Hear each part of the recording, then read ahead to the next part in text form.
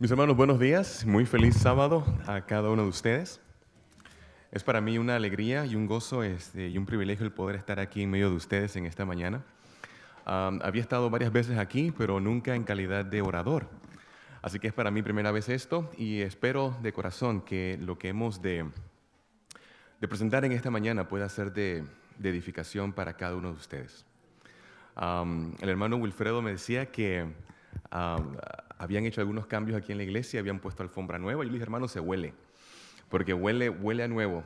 Y es muy lindo lo que se está haciendo, el trabajo que se está haciendo aquí en la plataforma, en toda la iglesia. Y es lindo cuando a la iglesia le ponemos fervor, la tratamos de embellecer para que nuestras visitas, nuestras personas, nuestros hermanos podamos sentirnos bien en nuestro medio. Y esperamos nuevamente en esta mañana que el Espíritu del Señor nos pueda guiar y que el estudio de su palabra pueda traer aliento, pueda traer edificación y consuelo a cada uno de nosotros en esta mañana. Am, Nuestro título para nuestra meditación es La consolación de Israel. La consolación de Israel. Y debo confesarles que la motivación de estudiar este tema fue producido por un canto.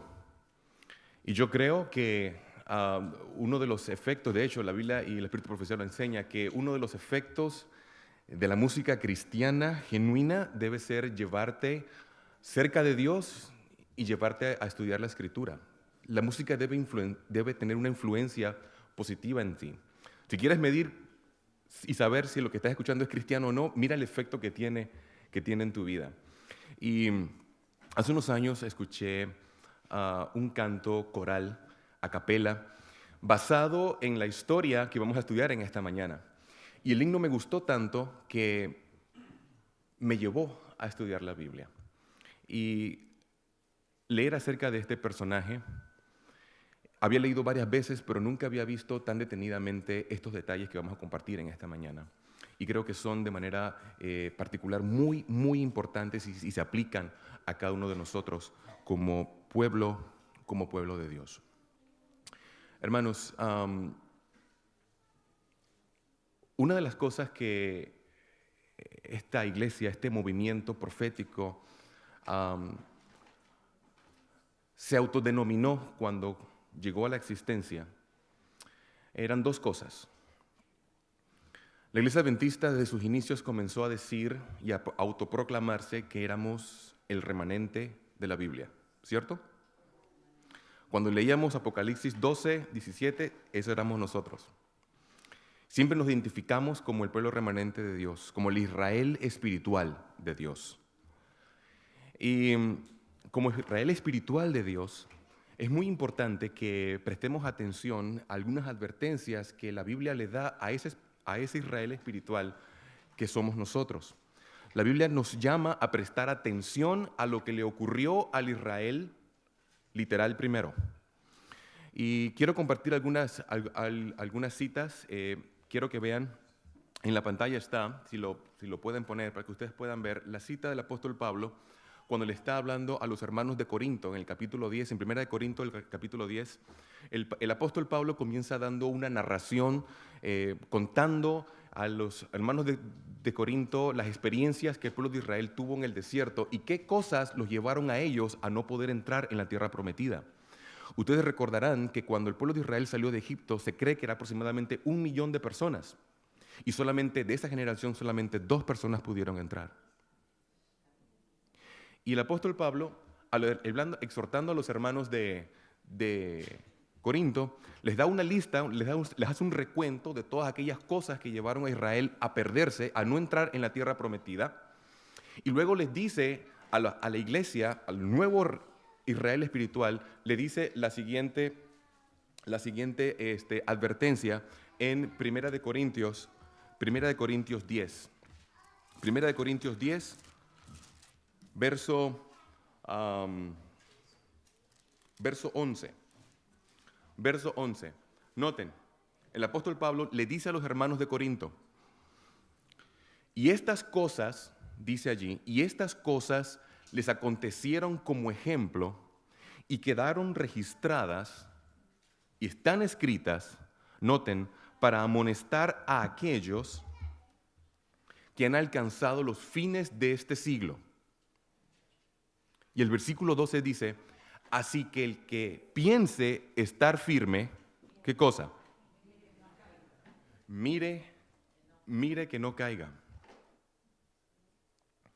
El apóstol Pablo está diciendo, hermanos, al pueblo de Israel en el desierto le pasaron ciertas cosas. Y si ustedes leen el capítulo 10, van a observar los pecados específicos que no permitieron que Israel entrara a Canaán. Luego ahora el apóstol Pablo, hablándole a la nueva iglesia o a nosotros, les dice, hay que prestar atención, hay que estudiar esas cosas porque están escritas para amonestarnos a nosotros. Y yo quiero que ustedes noten lo que la hermana White dice en Evento de los Últimos Días, capítulo 1, página 62. Miren la cita de la hermana White comentando acerca de esta situación. Fíjense, dice,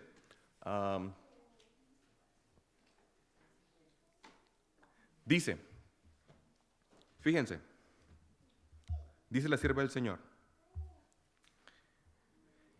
en estos últimos días, el pueblo de Dios será expuesto a los mismos peligros. ¿Están leyendo? A los mismos peligros que enfrentó el antiguo Israel. Aquellos que no reciban las advertencias de Dios, que Dios da, caerán en los mismos peligros en los que cayó el antiguo Israel y no entrarán en el descanso debido a su incredulidad. El antiguo Israel sufrió calamidades debido a sus corazones no santificados y sus voluntades indóciles. Noten, su rechazo como nación fue el resultado de su propia incredulidad, confianza propia, impenitencia, ceguera de mente y dureza de corazón. En su historia tenemos una señal de peligro que se levanta ante nosotros. Nosotros somos considerados y creemos que somos el Israel espiritual, ¿cierto? La nueva oportunidad que Dios le está dando al mundo de presentar el mensaje. La Biblia dice de que el pueblo de Israel sufrió calamidades a causa de su dureza. El apóstol Pablo le dice a la iglesia, estudien esas cosas y presten atención, y a nosotros el Espíritu de Profecía nos está advirtiendo y nos está diciendo que caeremos en los mismos peligros a menos que no prestemos atención.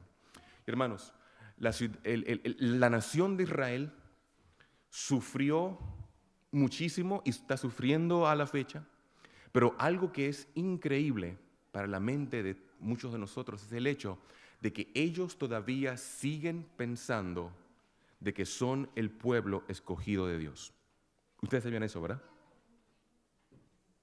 Ellos todavía creen que Dios va a cumplir todas sus promesas que Dios le dio a Abraham y a todo el pueblo durante toda su historia, que todavía con ellos se van a cumplir. Pero la Biblia nos enseña de que ellos fueron rechazados. Y están viviendo en una situación que pues conocemos como un autoengaño. ¿Y ustedes saben qué es el autoengaño? ¿Verdad? El autoengaño es creer que vas para allá, pero en realidad es para allá. Aunque las evidencias te digan que vas para allá, tú crees que vas para allá. Y eso es lo que le está pasando a esta nación. Ahora, si ustedes leen los relatos que la hermana White hace en el Deseado de todas las gentes, ella nos cuenta cómo Satanás preparó el camino, preparó el terreno para que el pueblo de Israel llegara a rechazar el Mesías.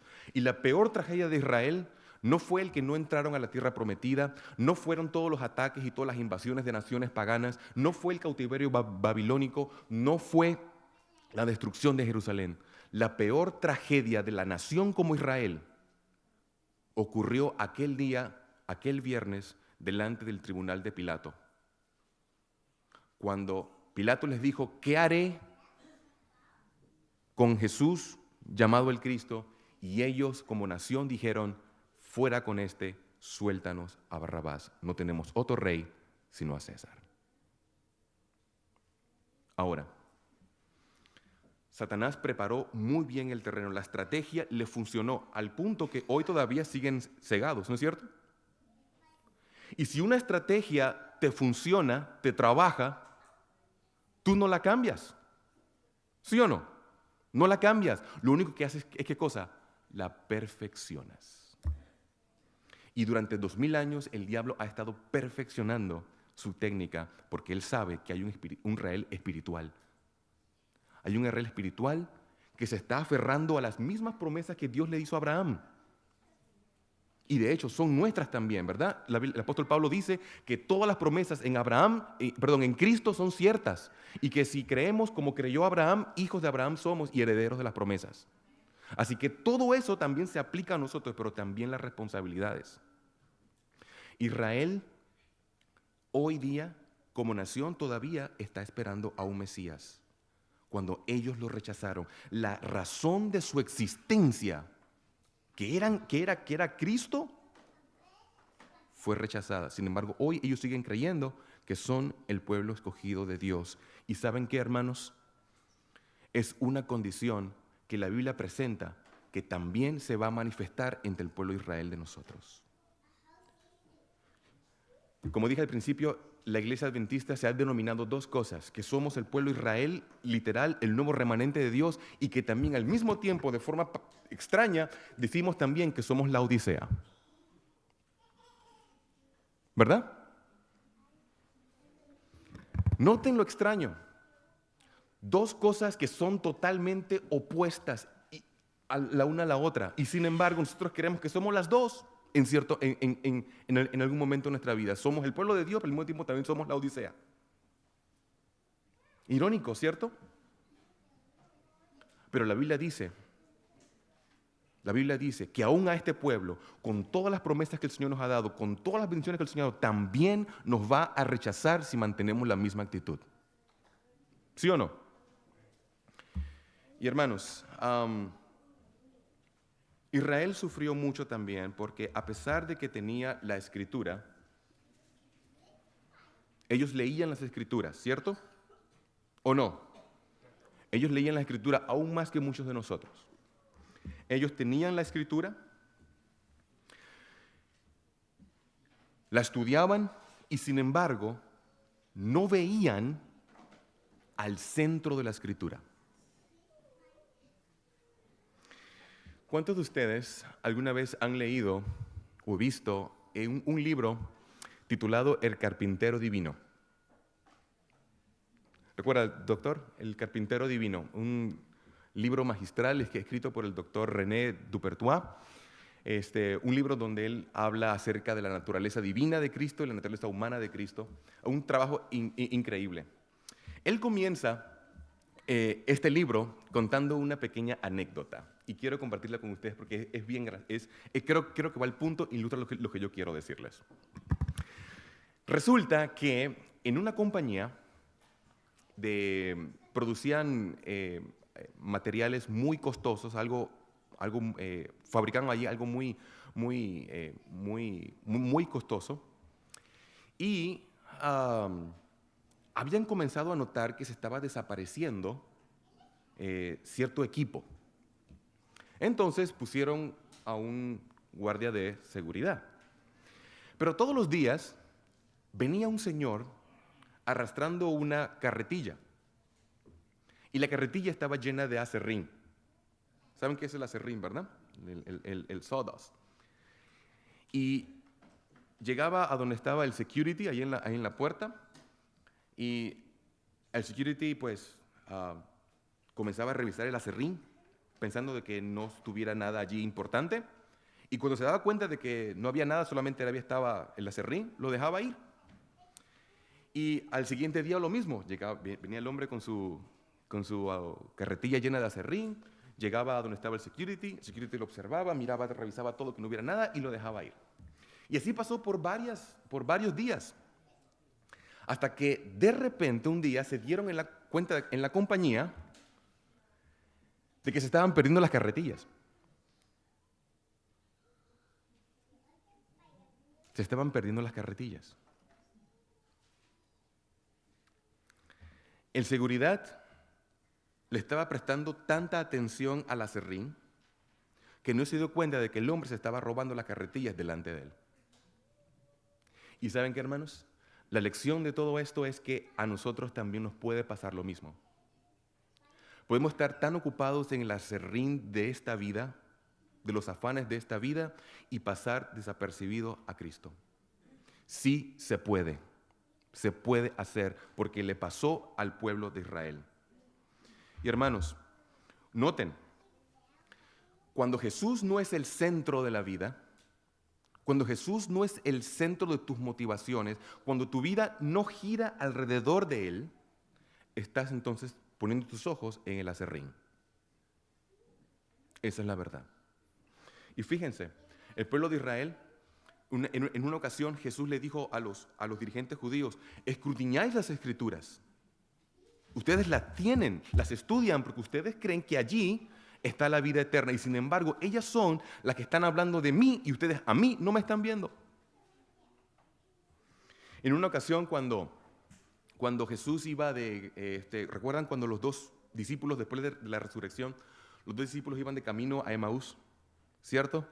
Y de repente se les acercó Jesús y comenzaron a hablar, y Jesús le hizo una pregunta: ¿qué cosas están hablando ustedes? Y ellos le dijeron: bueno, ¿eres tú aquí el único que no sabe lo que está pasando? Y Jesús dijo: no, realmente no sé.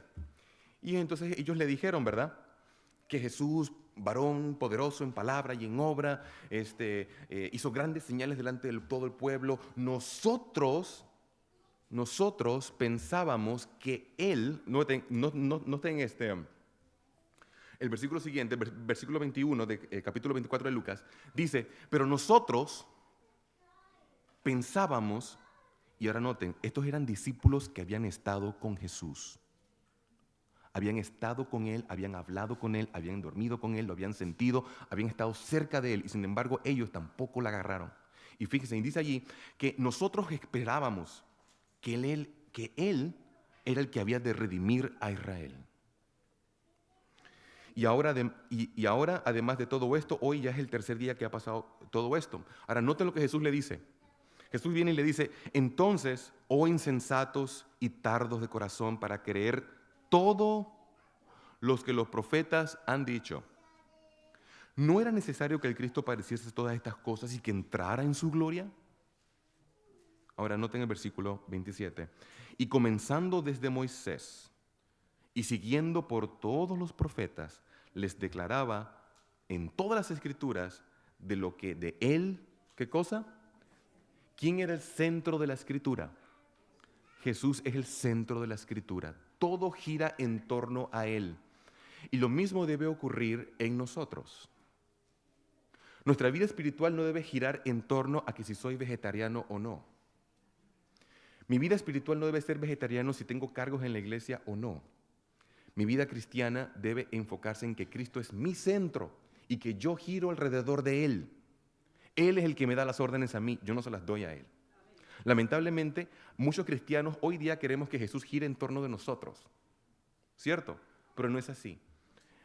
El pueblo de Israel, Satanás de manera magistral había preparado el terreno, les digo, y había preparado y había puesto los fundamentos para que Israel negara al Mesías, creando en sus mentes una idea de un Mesías que no existía, que la Biblia no decía. Y por eso fueron engañados. Ustedes pueden leerlo en el capítulo 10 y capítulo 8 de Juan, cuando Jesús se enfrenta con los dirigentes judíos y le dijo, sí, ustedes saben que cada vez que los dirigentes judíos se enfrentaban a Jesús, le sacaban siempre sus credenciales, ¿no? Nosotros somos hijos de Abraham, ¿verdad? Es como que alguien dijera: yo tengo 50 años aquí en la iglesia. Y Jesús le dijo: yo aseguro que Dios puede, cuando ustedes leen el relato de Mateo, el capítulo 3, cuando Juan el Bautista está predicando, Dios le dije: Dios puede levantar hijos a Abraham aún de estas piedras. Y la hermana Juárez comenta que cuando él dijo piedras no se estaba refiriendo a piedras literales. ¿Saben a quién se estaba refiriendo? A los soldados, a los publicanos, a los que, según ellos, no merecían salvación. Ellos le dijeron: Dios puede levantar hijos de Abraham aún de estos. Y lo hizo. Y lo hizo. Y lo va a seguir haciendo. Y hermanos, la Biblia dice entonces que Jesús es el centro de las profecías y el pueblo de Israel falló en ver a Jesús.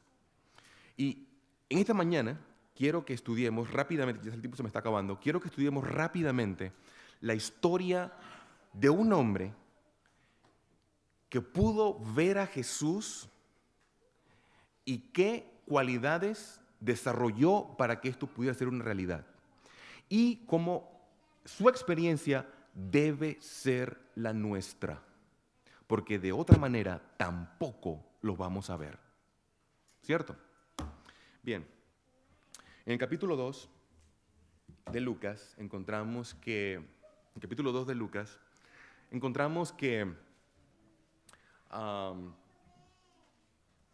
en la narración del nacimiento de Jesús, la Biblia dice que había pastores en aquella área, en aquella región, cuando el Señor Jesús nació, ¿cierto? Si ustedes leen la narración que la hermana White hace en el dictado a todas las gentes, dice que cuando el ángel se le apareció a los pastores estaban haciendo algo. Los pastores estaban orando y estaban hablando del Mesías. Ese era el tema de conversación. No era el juego, no era la política, no era la novela, no era la película. Estaban hablando de aquello que para ellos era lo más importante en ese momento, el Mesías. Y fue en ese momento que el ángel se le apareció al Señor, que el ángel del Señor se les apareció a ellos, y les anuncia que el Señor Jesús, lo que ellos tanto anhelaban, había llegado. Luego entonces, dice la Biblia también que vinieron del oriente, ¿verdad? Unos sabios. Interesante que estos sabios no eran judíos, eran persas, que habían recibido las escrituras hebreas gracias al testimonio de Daniel allá en Babilonia. Y estudiaron las escrituras, y ellos, que no tenían que ver nada con la iglesia, nada con religión, pudieron discernir cuándo había llegado el Mesías. Luego, dice la Biblia en el capítulo 25, versículo 25 del capítulo 2. Pero y he aquí, en Jerusalén, recuerden, estamos hablando de la capital del pueblo judío, donde estaba el templo, donde estaba la Meca de los meros meros, ¿cierto? Bueno, allí dice la Biblia, y he aquí en Jerusalén un hombre llamado Simeón. Y este hombre, justo y piadoso, esperaba también, ¿qué cosa? La consolación de Israel. Ahora una pregunta, ¿él era el único que estaba esperando la consolación de Israel? ¿Cuántos estaban esperando la llegada de ese Mesías? Toda la nación. Toda la nación. Ahora fíjense. Y he aquí en Jerusalén. Noten el detalle geográfico. En Jerusalén había ¿cuántos? Un hombre. ¿Ok? Y noten la última parte del versículo 25. Él estaba esperando la consolación de Israel. Estaba esperando. Pero hay dos cosas ahí importantes. Él era piadoso y era justo. Dos características que tienen que distinguir al cristiano. Justo. La Biblia no habla mucho de este hombre. No habla más nada de este hombre. Solamente en ese capítulo no dice más nada. Pero ya con eso hay suficiente, ¿cierto? Ojalá de mí algún día se pueda decir también lo mismo. De hecho, se debe decir, ¿cierto? Y de ustedes también. Se puede decir lo mismo. Justo. No lo conocemos, no sabemos si estaba casado, no sabemos si tenía hijos, no sabemos nada, solamente sabemos que era justo y piadoso. Pero si este hombre hubiera sido esposo, yo les aseguro que era un esposo amante, que era un esposo considerado. Si era padre, les aseguro que era un padre amoroso y temeroso de Dios y que le enseñaba a sus hijos el camino de verdad, con su vida, estos preceptos y con su testimonio. Y otra cosa, creo que era la más importante de todas, es el hecho de que el Espíritu Santo estaba en él. Hermanos, no hay mayor bendición que tú puedas anhelar. Y si hay algo por lo cual tú y yo debiéramos llorar y pedirle al Señor diariamente, es que esa presencia habite en nosotros y que nunca se aparte. La Biblia dice que el Espíritu Santo estaba en él, estaba dentro de él. Hermanos, la Biblia dice, hermanos, que cuando el Espíritu Santo habita en nosotros, se manifiestan unos frutos, ¿cierto? Amor, gozo, paz, benignidad, bondad, fe, mansedumbre, templanza, ¿cierto? Esos son los dones del Espíritu que se manifiestan cuando el Espíritu Santo está dentro de nosotros. Una cosa es que el Espíritu Santo esté trabajando en ti y otra cosa es que esté viviendo en ti. ¿Sí o no? El Espíritu Santo trabaja en el inconverso, pero debe habitar en el convertido. ¿Cierto? Debe habitar allí. Y para que el Espíritu Santo pueda entrar, pueda tener cabida en mi vida, ¿cierto? Hay ciertas condiciones que deben haber. ¿Sí o no? Porque Dios ha prometido darnos su Espíritu. Eso es una promesa. Es una promesa. Pero al igual que todas las promesas de Dios, todas sus promesas son condicionales. Lo único que es incondicional es el amor hacia nosotros.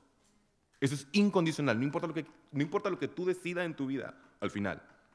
Dios siempre te va a seguir amando, no va a poder amar porque Dios es amor, el amor nunca deja de ser y Él no puede dejar de ser quien es porque si no dejaría de ser Dios. Así que el amor de Dios siempre va a estar, eso es garantizado como Dios mismo. Pero sus promesas para nosotros sí son, así como fueron para el pueblo de Israel también, ¿verdad? Las promesas del pueblo de Israel, todas fueron condicionales, todas. Pero Israel, literal, se le olvidó que eran condicionales. Ellos querían recibir todos los beneficios, todos los privilegios de las promesas sin cumplir con su otra parte, ¿cierto? Y si ustedes leen el libro de Deuteronomio capítulo 28, en el capítulo 28 donde están listadas las bendiciones y las maldiciones, ustedes van a ver allí claramente que es un contrato, es un pacto. Acontecerá que si oyeres la voz de Jehová tu Dios y pusieres mis estatutos por obra, entonces te vendrán todas estas bendiciones. Pero acontecerá que si no oyeres la voz de Jehová y no ponieres mis estatutos por obra, también te vendrán todas estas maldiciones. Y son las maldiciones que el pueblo de Israel ha sufrido. Y el apóstol Pablo nos dice, presta atención a eso, porque lo mismo le va a pasar a ustedes, hay que prestar atención. La Biblia dice 2 veces en el libro de Proverbios, el avisado ve el mal y se esconde, mas los necios pasan y reciben el daño. No hay razón para que nosotros seamos necios, porque ya estamos viendo lo que a ellos les pasó. Y hermanos, como les dije, el efecto de ese engaño satánico todavía se está viendo. Miren la nación de Israel. Ustedes saben que hay planes, de hecho ya se han comenzado a hacer planes para construir nuevamente un tercer templo en Jerusalén. ¿No sabían? Pues sí. Hay planes de volver a construir un templo en Jerusalén, volver a reiniciar los sacrificios. Todo el plan, hacerlo en el mismo lugar donde estaba el segundo. ¿Y por qué? Porque todavía son y porque siguen engañados. Y lo mismo nos puede pasar a nosotros. ¿Y saben qué? La Biblia dice que la Odisea, una de sus condiciones es el autoengaño. ¿Recuerdan cuando le dice, yo soy, ¿verdad? Aquí tú dices, yo soy rico y soy enriquecido y de ninguna cosa tengo necesidad. Y la Biblia, Jesús dijo, no, Vosotros sois un desventurado, pobre, miserable, ciego y desnudo. Esa es la condición. Pero hermanos, vamos a seguir. Dice entonces, hermanos, que, ya se me está acabando el tiempo, que Simeón estaba lleno del Espíritu Santo. Le había dado cabida en su vida. Para que el Espíritu Santo pueda ver en ti, pueda tener cabida en ti, tienes también que cuidar tu cuerpo. La Biblia dice, ¿o ignoráis que vuestro cuerpo es templo del Espíritu Santo?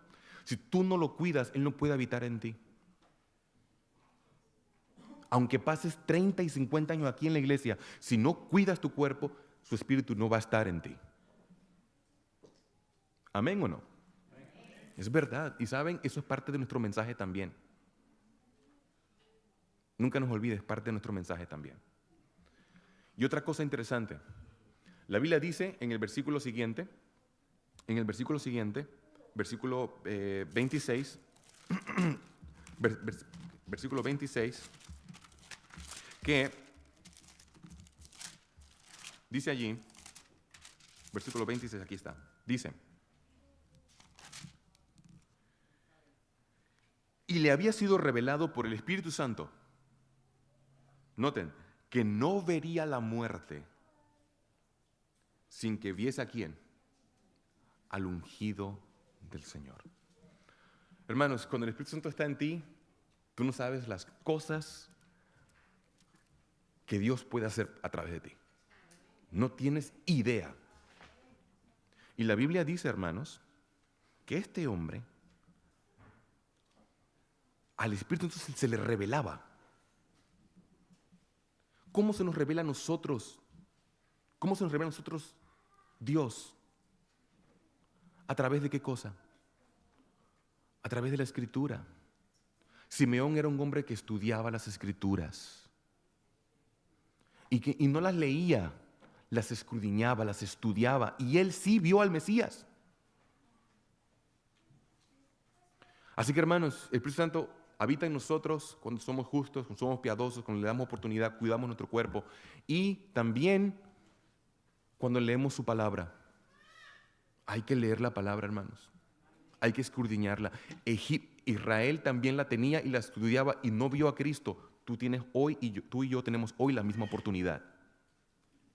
Y fíjate, nota el tipo de pedido que hace una vida cuando está santificada en el Señor. ¿Tú crees que Simeón quería ver a Jesús? ¿Tú crees que ese era el tema de su conversación, de su meditación constante? Yo creo que sí. Creo que sí.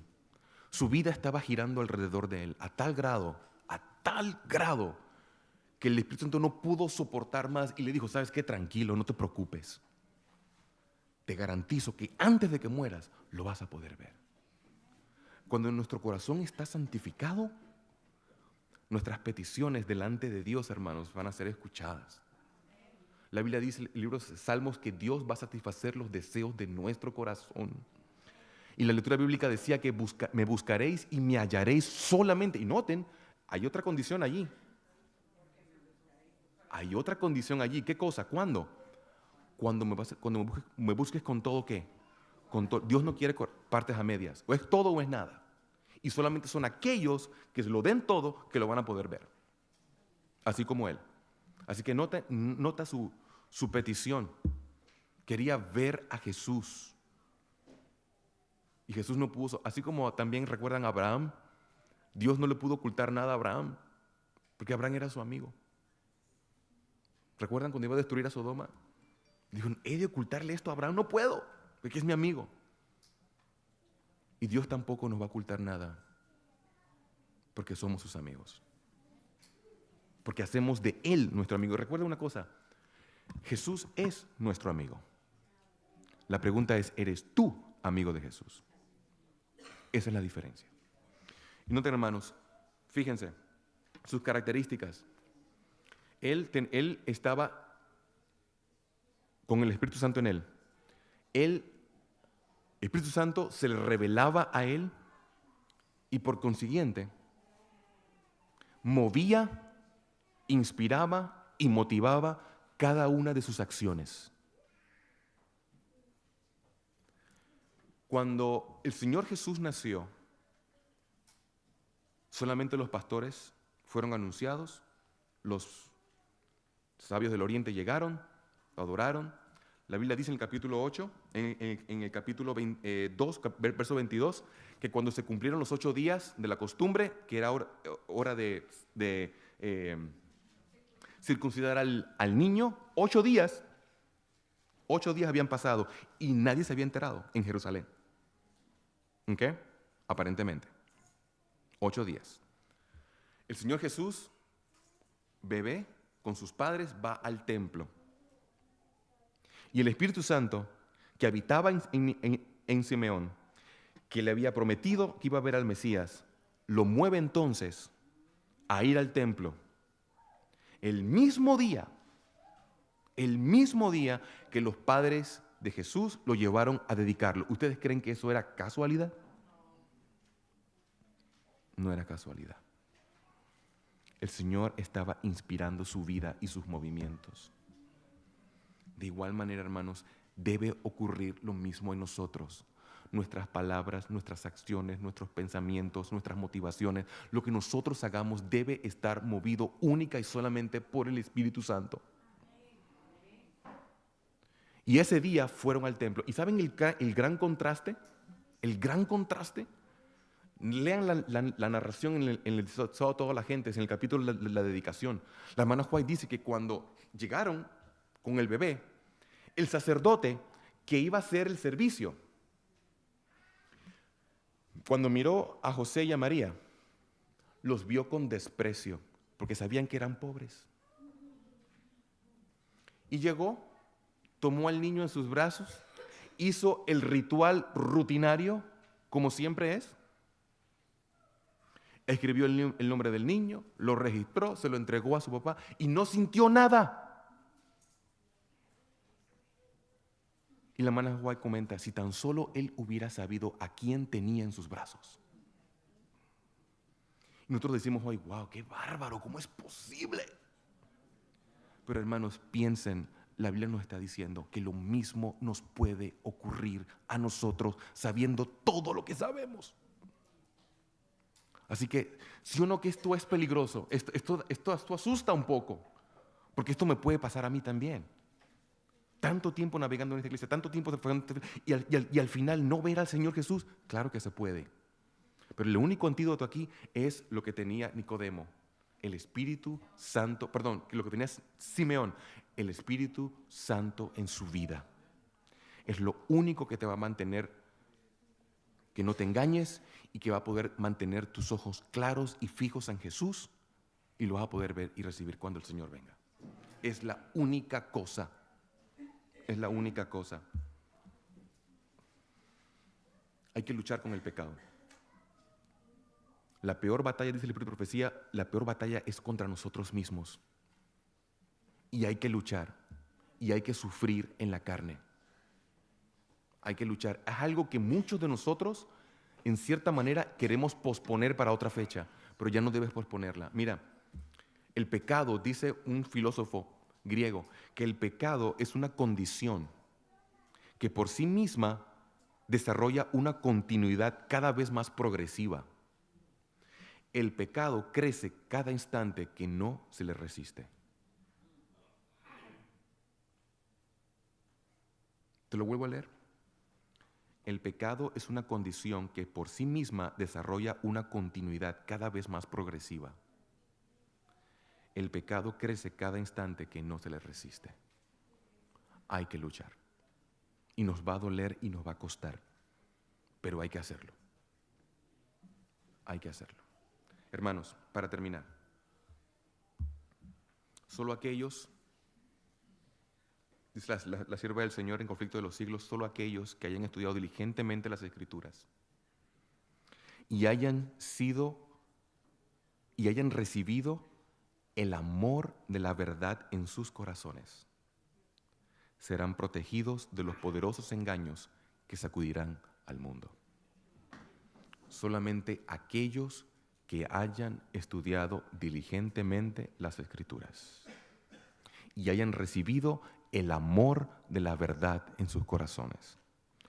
Los dirigentes judíos tenían las escrituras y no tenían el amor. No vieron a Jesús. Y lo mismo nos puede pasar. Estamos en las fronteras de la eternidad. Falta poco. Prestemos atención a esto. Miremos al pueblo de Israel, imitemos a Nicodemo. Perdón, a Simeón. Imitemos a Simeón. Veamos sus cualidades. Prestemos atención a lo que les pasó a ellos. Noten cómo la nación todavía está hoy mía está engañada. Hoy tú puedes ver, tienes colirio, puedes ver. Mira, presta atención y pide al Señor que te ayude a cambiar aquellas cosas que necesitas cambiar. Para que su Espíritu more en nosotros y nos mantenga con los ojos fijos en Jesús para poderlo reconocer.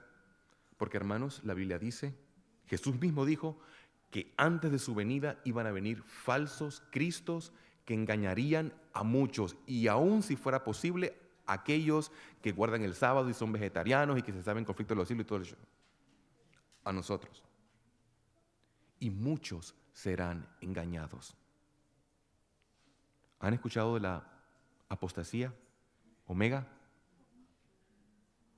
Ya se está sintiendo. Muchos saldrán de aquí a engrosar, dice la hermana Juay, las filas del enemigo. Pero también de allá van a venir muchos aquí a tomar su lugar. Y el ángel le dice a la iglesia de Éfeso que ninguno tome tu corona, que ninguno tome tu lugar. Porque ese lugar lo compró el Señor para ti. Así que, hermanos, meditemos en esto y le pidamos al Señor que nos ayude a poder desearlo como lo deseó Simeón. Desearlo ver a tal grado que el Espíritu nos garantice que ya sea que muramos o vivamos, que lo vamos a ver. Que la trompeta nos va a levantar. Que el Señor les bendiga.